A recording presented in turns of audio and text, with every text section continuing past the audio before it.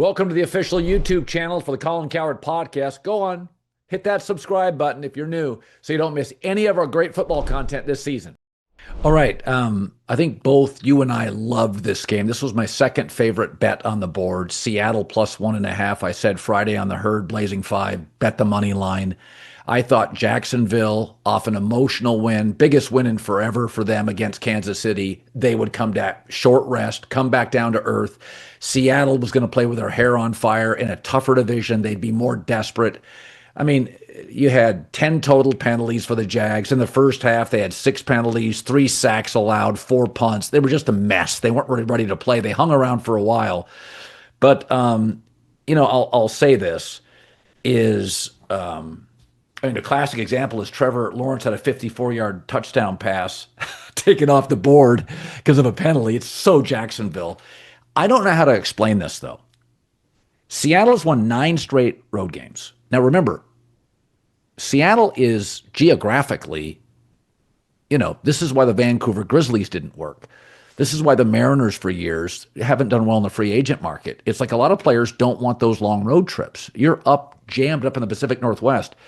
It's inconceivable that Seattle, again, in a tough division, even Arizona is a hard place to go and win, has won 9 straight road games. They travel across the country. So let's start with that. Is that just coincidence, happenstance? I mean, some of those have been with Geno. That's a lot of road wins in a row. They're 10-1 on the road under Mike McDonald. 10-1. That's insane. Again, they in theory have one of the best places to play at home.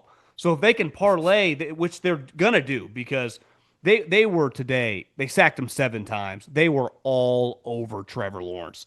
I mean, Yeah. he would scramble in the pocket, and there would be another guy there. He was getting hit all day long, and their DBs hit too. I mean, you could tell a couple times Brian Thomas is like, I don't know if I want to catch this one over the middle. Oh, you could tell his body language. Yeah, he had that early in the season. It felt like he got over that last week, and they were talking about on the broadcast. Like Liam's had some talks with him a couple times. Like, no way. I never blame a player. I wouldn't want to get taken out either. But the days of like Ronnie Lott are over. You're not going to get depleted, but still, he doesn't want to get hit. And the defense was awesome today. I mean, their physicality. When you factored in I heard, I was in the car maybe last week, and Steve Phillips, the baseball guy, the former GM, was on, and he said by far every year, Seattle, no team travels farther in baseball than Seattle, right? Their travel is consistently the longest. Think about this game for them. I mean, what's that flight? We just say naturally 5. Is that a 5.5? Is that a 6-hour flight? I mean, that's a long trip.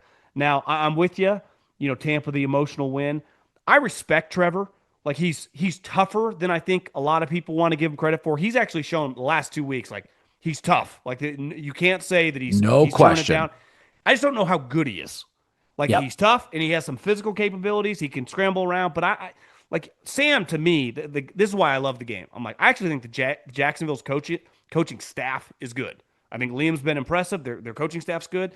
Clearly, Seattle's got a good coaching staff. But the quarterback mismatch in this game, I think, is pretty. I mean, Sam coming into this game, objectively, based on stats, is might have been the best quarterback in the league through the first 5 games. Well, Jackson Smith-Njigba is a monster. Oh. He is a freaking monster, 162 yards. Sam had a throw, it'll get no play, no highlights to Cooper Kupp. And it was such a sly, clever little throw. And Cooper at this point doesn't run. But it was just like one of those, that's a pro throw. Aaron had a couple of these. Aaron Rodgers does these throws where, you throw it into the corner. And if it gets picked, somebody goes 100 yards. And it was Sam threw it, and it was quick to Cooper Kupp, who doesn't separate any longer.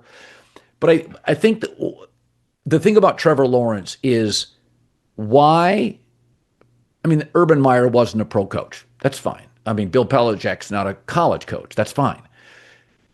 But why has Jacksonville always beat themselves? Why do they always have so many penalties? Why do they always have so many big plays and touchdowns called back? That's on Trevor. It's like you can't blame anybody else but Caleb Williams when the operations of the Bears offense looks clunky. Like Drake Maye is a freaking robot. Like he's AI. He's not doing that. In New England's a young team with a bunch of new players. They have penalties too. But Drake Maye's figured it out quickly. Trevor's been in this league a long time. And it's just today, 10 penalties, touchdowns called back. I just always feel like they're a bit of a they're just never buttoned up. And I think Liam Cohen's a good coach. So I don't know. I look at Seattle as a team like Green Bay. They're young. They're not quite sure how to put people away. I mean, you're watching this game and I'm watching this game. Seattle was the better team. Oh. They could have won this thing by 4 touchdowns. Young teams struggle. How do you put teams away? They just don't quite know how to do it yet. But I'll tell you, watching Seattle and watching their road record, and remember, young players, when they do get hurt, get healthier sooner. I think Seattle blew Pittsburgh out. I think Seattle is live. I still think they can win I watched the Rams today. I think Seattle, I'm going to take Seattle to win the division. Yeah, I did at the beginning of the year, 5-1.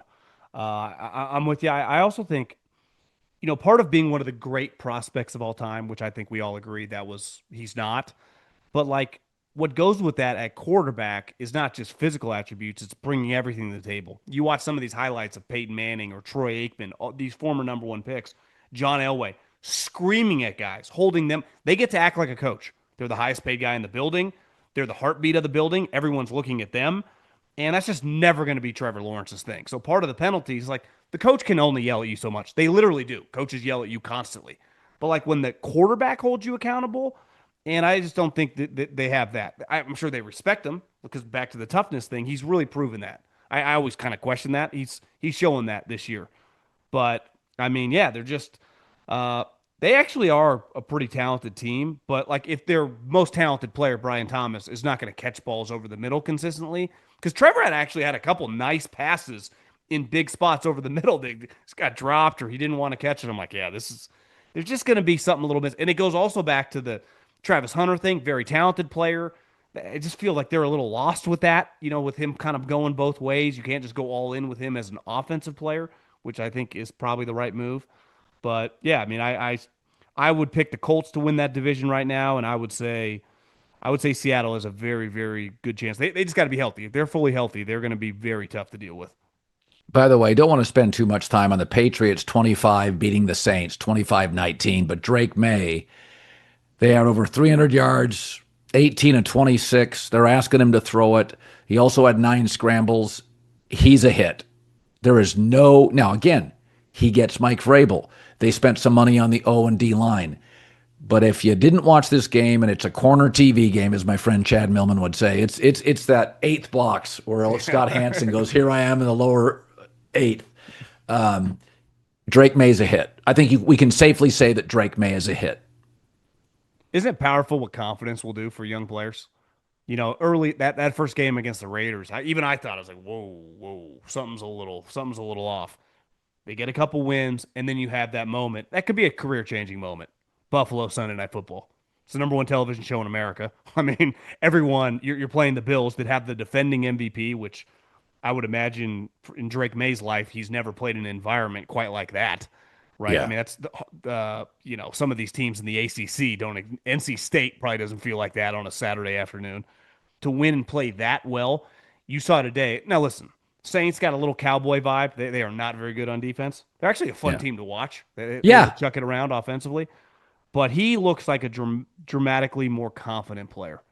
And you could argue, is that the most underrated aspect for a young quarterback? Is like, does he believe in himself? Because a lot of these guys have talent. Well, right? remember, we see guys year in, year out, but when they go into the tank, look at Sam Darnold.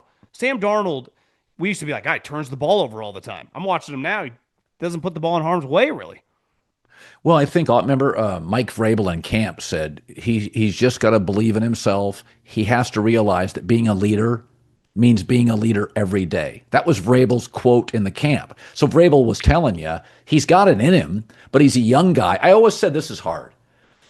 To walk in at 25 years old or 24. I mean, Darnold was 21 when he walked into the league in New York, and then act like a leader. It's 34-year-old men in there. You're 21. Yeah. And if you have self-awareness, you don't want to be a jerk. And I do think the Baker Mayfield, kind of the component that like, I believe in myself. Baker's rare. He's an outlier. Most young people come into a room and they're a little, it's a little awe-inspiring. It's these are professional. Nobody looks like Myles Garrett in college or high school, right? Nobody else in the NFL looks like him. So I think Drake, and by the way, Mike Vrabel's intimidating. And so And in free agency, they spent $300 million. So they brought in some old dudes, like old dudes making money. And I think Drake Maye was like Carolina football. Mac Brown is very chill. Mac's like the most likable guy. Vrabel's a barker. Vrabel's intense. Vrabel's smart. Vrabel gets after you. So I think I don't same think same with Josh. I mean, Josh is a pretty intense guy, isn't he? Yeah. So, and I like Josh, but he'll bark.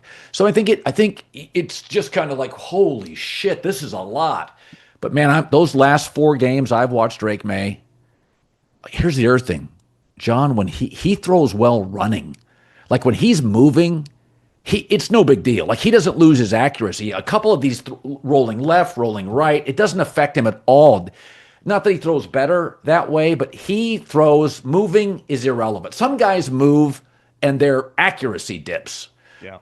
Not at all with Drake Maye, from what I can tell. Well, the modern day quarterback is no longer, we've been talking about this forever, is the group of the Eli's and the Phillip Rivers and the Peyton Mannings. It is the Jackson Darts. It's the Drake Mays, and it's led by the Mahomes, Lamars. I mean, even Joe Burrow can move.